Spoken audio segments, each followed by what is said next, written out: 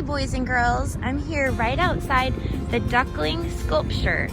This is to commemorate Make Way for Ducklings by Robert Closkey, and it's right inside the Boston Gardens. Hey boys and girls, I'm the reading teacher. I'm here in beautiful Boston Gardens in Boston, Massachusetts, and I'm here to read you the story Make Way for Ducklings. It's a classic story written by Robert Closkey in 1941. He's the author and the illustrator, and he won a Caldecott Award for this book. He got this idea while he was walking through the Boston Gardens one day. He saw a mother duck and her ducklings, and he got the idea to write the story. So here we go. Make Way for Ducklings. Mr. and Mrs. Mallard were looking for a place to live. But every time Mr. Mallard saw what looked like a nice place, Mrs. Mallard said it was no good.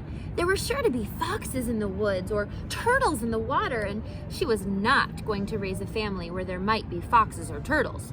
So they flew on and on. When they got to Boston, they felt too tired to fly any further.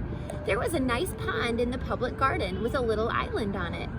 The very place to spend the night, quacked Mr. Mallard. So down they flapped. Next morning, they fished for their breakfast in the mud at the bottom of the pond, but they didn't find much. Just as they were getting ready to start on their way, a strange, enormous bird came by. It was pushing a boat full of people, and there was a man sitting on its back. "Good morning," quacked Mr. Mallard, being polite. The big bird was too proud to answer, but the people on the boat threw peanuts into the water, so the Mallards followed them all around the pond and got another breakfast, better than the first. And boys and girls, this is called a swan boat. And if you come to Boston in the spring or summer, you could take a ride on this swan boat.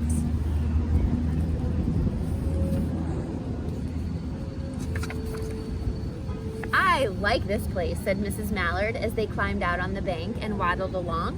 "Why don't we build our nest and raise our ducklings right in this pond? There are no foxes and no turtles, and the people feed us peanuts. What could be better?" "Good," said Mr. Mallard, delighted that at last Mrs. Mallard had found a place that suited her. "But..." "Look out!" squawked Mrs. Mallard, all of a dither. "You'll get run over!" And when she got her breath, she added, "This is no place for babies, with all those horrid things rushing about. We'll have to look somewhere else." So they flew over Beacon Hill and round the State House, but there was no place there. They looked in Louisburg Square, but there was no water to swim in. Then they flew over the Charles River. "This is better," quacked Mr. Mallard. "That island looks like a nice quiet place. It's only a little way from the public garden." "Yes," said Mrs. Mallard, remembering the peanuts. "That looks like just the right place to hatch ducklings." So they chose a cozy spot among the bushes near the water and settled down to build their nest. And only just in time, for now they were beginning to molt. All their old wing feathers started to drop out, and they would not be able to fly again until the new ones grew in. That's what molting is, when birds' feathers start coming out. But of course they could swim, and one day they swam over to the park on the riverbank, and there they met a policeman called Michael. Michael fed them peanuts, and after that the Mallards called on Michael every day. After Mrs. Mallard had laid 8 eggs in the nest, she couldn't go visit Michael anymore because she had to sit on the eggs to keep them warm. She moved off the nest only to get a drink of water, or to have her lunch, or to count the eggs and make sure they were all still there. One day, the ducklings hatched out. First came Jack, then Cack, then Lack, then Mack and Knack, and Ooack and Pack and Quack. Mr. and Mrs. Mallard were bursting with pride. It was a great responsibility taking care of so many ducklings, and it kept them very busy. one day, Mr. Mallard decided he'd like to take a trip to see what the rest of the river was like further on. So off he set. "I'll meet you in a week in the public garden," he quacked over his shoulder. "Take good care of the ducklings." "Don't you worry," said Mrs. Mallard. "I know all about bringing up children." And she did. She taught them how to swim and dive. She taught them to walk in a line, to come when they were called, and to keep a safe distance from bikes and scooters and other things with wheels. When at last she felt perfectly satisfied with them, she said one morning, "Come along, children, follow me." Before you could wink an eyelash, Jack, Cack, Lack, Mack, Knack, Uack, Pack, and Quack fell into line, just as they had been taught. Mrs. Mallard led the way into the water, and they swam behind her to the opposite bank. And this is how often you do see ducks in the water, don't you? With the mom in the front and all the ducklings following in a line. There they waded ashore and waddled along until they came to the highway.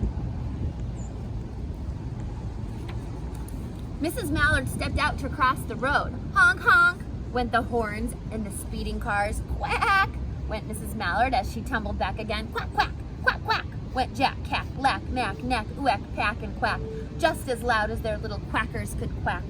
The cars kept speeding by and honking, and Mrs. Mallard and the ducklings kept right on quack, quack, quacking.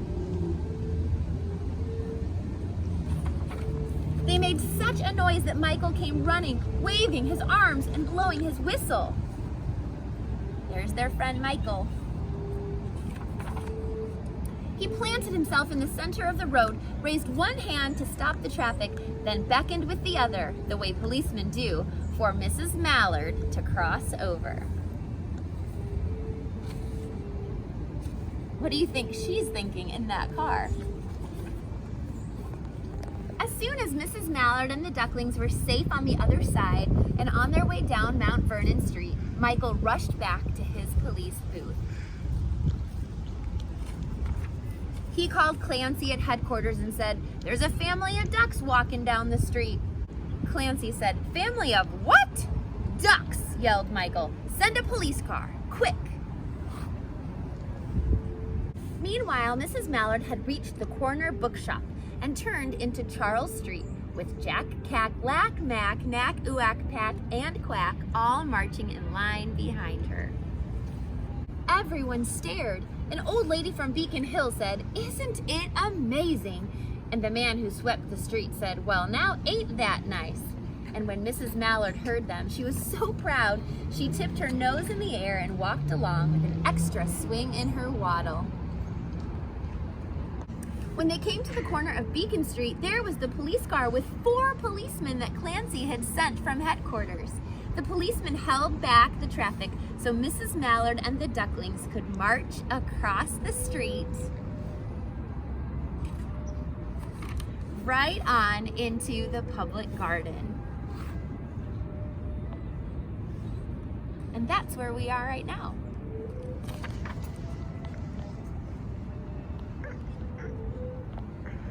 Inside the gate, they all turned round to say thank you to the policeman. The policeman smiled and waved goodbye.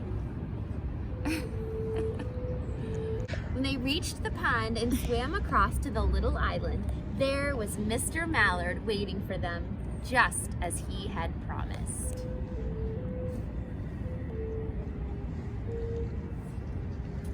The ducklings liked the new island so much that they decided to live there. All day long, they follow the swan boats and eat peanuts. And when night falls, they swim to their little island and go to sleep. Thanks for sharing this story with me, boys and girls.